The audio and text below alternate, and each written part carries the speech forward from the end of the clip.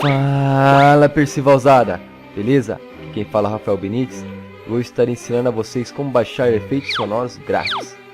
Então vocês vão acessar este site, ó, vai estar na descrição do vídeo. Vamos baixar um efeito aqui só para nós ver aqui. Escolher qualquer um aqui. Ó, tem várias opções, ó.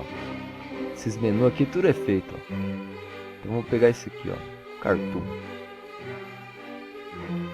Vocês vão escolher qual que você quer baixar, ó. Aqui dá pra você ouvir, ó, o tipo de som que você quer. Então é tudo efeito sonoro grátis, galera. Não dá problema com direitos autorais nem nada.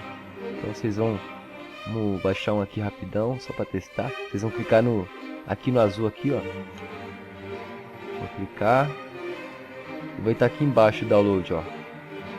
Vocês vão nessa opção aqui, dá um clique.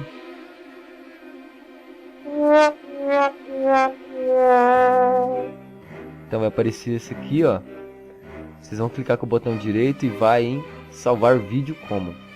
Tá escrito salvar vídeo como, mas é áudio, galera. Não se preocupem. Vocês vão selecionar onde que quer salvar. Vou botar no desktop e clica em guardar. Ó, baixou em MP3. Vamos ver qual é o nome. Esse aqui, ó.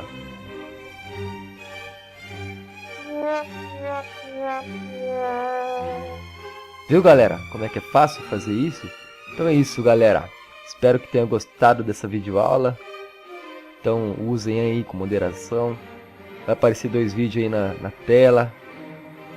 Se inscrevam no canal aí, galera. Clique em gostei aí no vídeo. Comenta se tiver alguma dúvida. Então é isso, galera. Fiquem com Deus. Até mais. Fui.